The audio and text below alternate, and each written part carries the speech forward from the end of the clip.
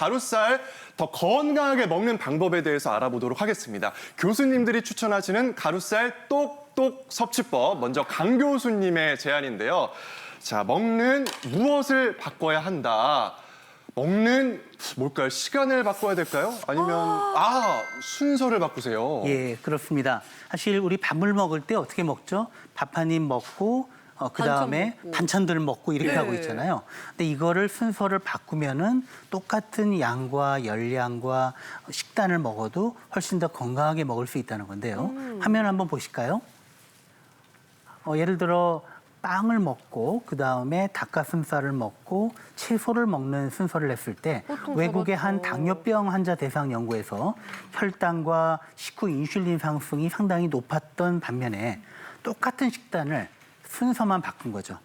닭가슴살을 먼저 먹고 그다음 채소를 먹고 마지막에 쌀빵을 먹었더니 혈당과 인슐린 상승이 훨씬 더 적었다는 거예요. 크네요, 이것은, 차이가. 예, 맞습니다. 실제로 음식을 먹었을 때 먼저 채소랑 단백질을 소화 흡수를 진행하면 나중에 탄수화물 음식이 들어갔을 때 혈당을 조금 올리기 때문에 실제로 체중 증가나 당뇨병 위험도 훨씬 떨어뜨린다는 거죠. 따라서 이처럼 먹는 음식의 순서만 바꾸더라도 더 건강하게 드실 수가 있습니다. 오, 참 신기하네요. 그럼 이어서 가루쌀 똑똑하게 섭취하는 법 한귀정 박사님의 비법도 보도록 하겠습니다.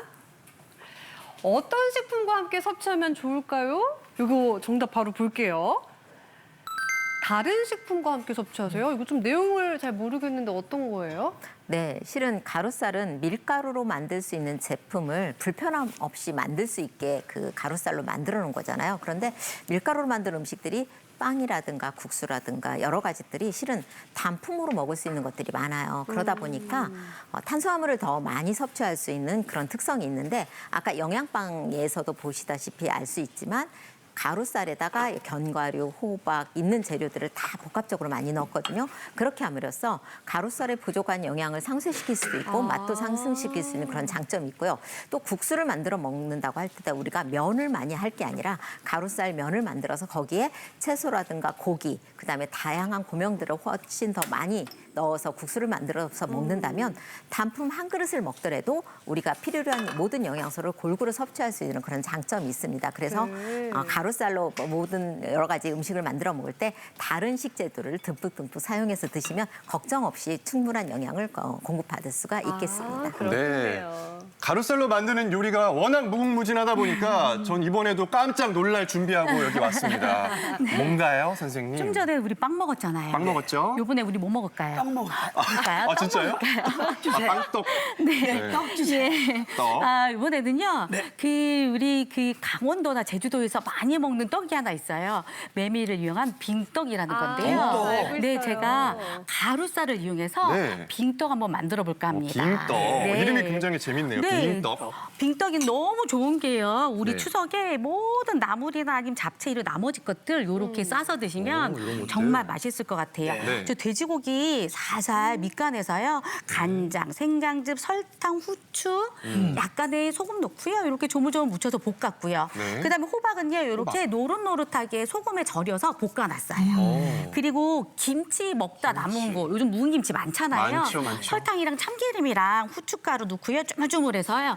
제가 약간의 설탕과 간장 넣고 이렇게 또 이렇게 다 볶아놨어요. 예. 그리고 나서 가루쌀 예, 준비했거든요. 주인공이죠? 예, 이걸로 어떤 떡을 만들 거냐. 요거 먼저 설명을 좀 드릴게요. 네. 요거 가루쌀이 있고요. 요 가루쌀의 분량이 되게 중요해요. 요 가루쌀을요. 예, 저기 지금 한 개 조금 만들 분량만 먼저 만들어 볼게요. 네. 그리고 나서 물을 부을 건데요. 네네. 너무 빡빡하면 안 돼요. 오, 촉촉하게. 예, 네, 아주 주르륵 흐른다. 이렇게 우리 물엿이 주르륵 떨어지듯이. 네. 예, 그렇게 해서 묽게 하시네요. 묽게 해야 됩니다. 그래야 맛있는 빙떡을 만들 수가 있어요. 자, 그래서 지금 되직하죠? 네. 예, 되직합니다. 근데 요때 여기 소금도 약간 넣어주시고요. 그다음에 저 여기다가 약간 기름도 넣을게요. 아까처럼. 이것도 식용유요? 네, 예, 식용유 넣고요. 조금 더 물기를 넣을게요. 자, 이렇게 해서 묽게 해주십시오. 정말 와 이거 이렇게 물거도 되나 싶을 그러게요. 정도로 묽게 해주십시오. 그래서 약간의 될까 싶은데. 자, 식용유. 자, 그래서 지금 보니까요. 주르르 그러죠. 그러네. 좀 더 예쁘게 하시고 싶으면 요거 요렇게 놔두셨다가 체에 한번 내리셔도 됩니다. 그러나 저는 그냥 한번 붙여보도록 하겠습니다. 여기 기름 좀 두르고요. 기름 좀 두르고 지글지글. 근데 온도 높으면 된다, 안 된다? 안 된다. 안 된다. 이 온도가 높으면은요 네. 한 번에 확 굳어버리더라고요. 그래서 제가 한번 살짝 한번 살짝 들었어요. 온도를 좀 식히느라고. 네. 그래서 살짝. 내가 이게 구절판을 좋아하는데 이거 구절판하고 비슷하네요. 네 맞습니다. 이렇게 빙글빙글 돌려서요. 예. 예, 이렇게 저 이렇게 빙글빙글 돌려서 예쁘게 만들었어요. 예쁘죠? 예. 이렇게 해서 익을 때까지 기다려 주시면 돼요. 그냥 건들지 마시고요. 요 낮은 온도에서 익을 때까지 기다려 주시면 점점이 되는 전체적으로 예, 반투명하게 저절로 알아서 익습니다. 네. 그러면 요때 요거 익는 동안 제가 또 그 사이에 재료를 좀 한번 만들어 보도록 할게요. 요거 있죠? 요거 김치도 여기다 넣고 김치 넣고, 예, 호박? 그다음에 여기. 고기도 여기다 고기 넣고 네 다 넣어요? 맞습니다. 여기다 다 넣을 거예요. 호박도? 그래서 섞어가지고 자 빙떡을 한번 만들어 볼 건데 이렇게 골고루 다 넣습니다. 지금 떡에 이런 게 들어간다는 말씀이시죠? 그렇죠, 그렇죠. 들어가요? 예, 빙떡이 왜 빙떡이냐면 제가 아까 빙그르르 돌려서 돌려서 붙이지 빙떡이라고 않았습니까? 했구나. 네. 그래서 빙떡 너무 맛있어서 식구들이 빙그르 돌아 앉아서 먹는 떡이라 그래서 빙떡이라고도 이야기할 수 근데 있겠네요. 전병을 이렇게 만들 때요. 네. 얇아갖고 찢어지잖아요. 네. 찢어지지 않게 하는 요령이 있어요? 예, 요령 있죠. 어떤 요령? 아, 여기다가요. 네. 전분을 조금 넣거나 아니면은요 계란 흰자를 조금 넣으면 된다고 하는데 우리 가루 쌀은요. 네, 강력 가루쌀은 그럴 일이 없어요. 오, 그럴 일이 없어요. 찢어지지 않아요? 네네네. 아 제가 좀 할 거잖아요. 지금 맞다고요. 저를 믿으세요. 저를. 예, 저를 아니, 믿으세요. 선생님 이렇게 대충 해도 예쁘게 모양이 나오네요. 모양이 나오네. 빙그르르. 정말 자, 솜씨가 예, 자 빙글빙글. 이렇게 해서 예. 자 이제 거의 식재료도 준비됐고요. 네. 자 이렇게 살살 들어보면은요. 안 요렇게, 찢어지게? 예. 안 근데 찢어지네? 요거 요런 거 뒤집을 때는요. 요거 조금 뾰족한 거. 뾰족한 예, 거요? 뾰족한 걸로 젓가락으로? 살짝 들어주세요. 안 예, 찢어졌어. 여기서 뭐 찢어졌어. 선생님, 선생님 이러시면 조심하세요. 웃잡니까? 이게 방송 사고인데요.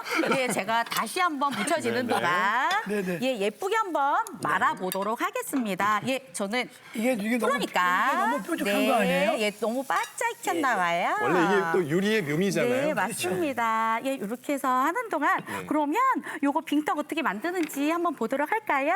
네, 여기 붙여진 이 빙떡 이렇게. 위에다가 여기 붙여놓은 거네요? 예, 빙떡 위에다가요. 네. 재료를 그러니까 원래는 이렇게 예쁘게 나오는 네, 거잖아요. 그렇죠. 찢어지지 않고. 이렇게. 네. 빙떡인데 이제 전병 말듯이 마는구나. 살짝. 네.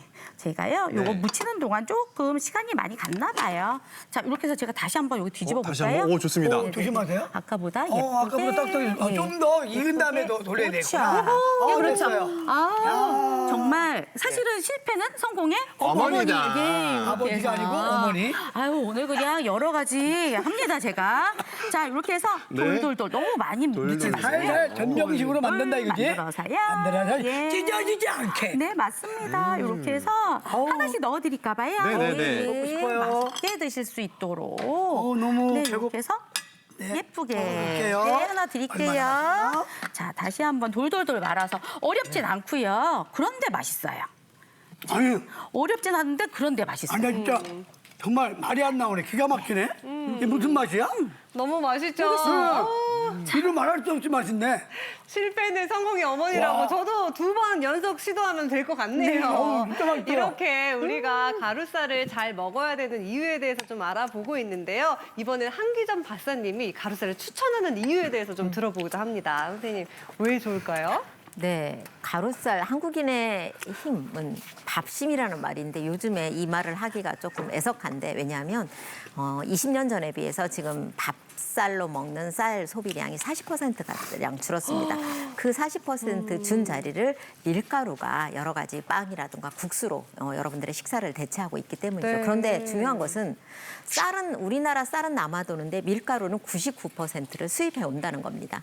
그러니까 99% 수입하는 밀가루를 뭔가를 대체를 해야 돼서 저희가 지난 20여 년간 품종 육성을 통해서 만들어진 게 바로 가루쌀입니다.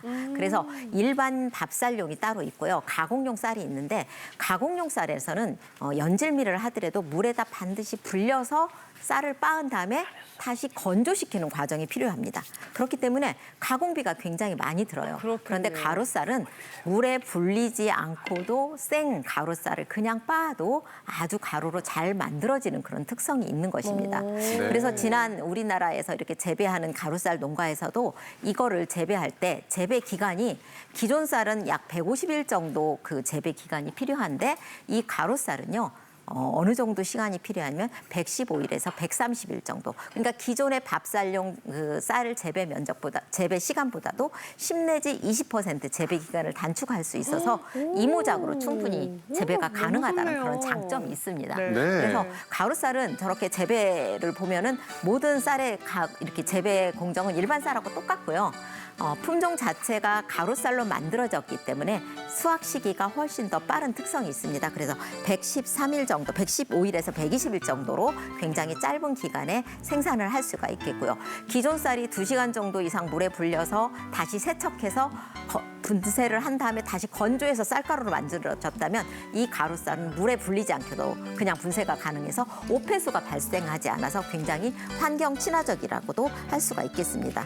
그리고 소비자 여러분들께서도 이거를 이제 나중에 구매를 하실 때는 지금 현재는 기업으로 이렇게 가서 제품이 어떤 제품에 적성이 맞는가가 그렇게 많이 공급이 되고 있는데 내년부터는 소비자 여러분들도 이거를 손쉽게 구할 수가 있다고 알려드릴 수가 있겠습니다. 네, 쭉 말씀을 들어보니까 이 가루쌀을 동네방네 추천할 수밖에 없겠습니다. 그러게요. 네, 계속해서 우리 강 교수님 말씀도 들어볼게요.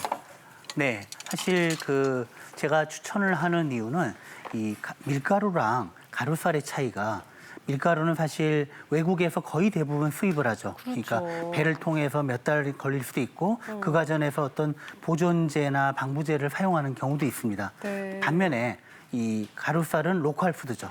그래서 신선도와 영양이 잘 유지되고 또 온실가스도 훨씬 덜 발생시키는 그런 식품이거든요. 그래서 추천을 하고요. 특히 그 밀가루를 먹었을 때 소화에 문제가 있는 분이나 또는 어떤 알러지를 유발할 수 있어서 문제가 되는 그런 아토피 우려가 있는 영유아에게도 건강식으로 권장할 수 있다는 장점이 있겠습니다.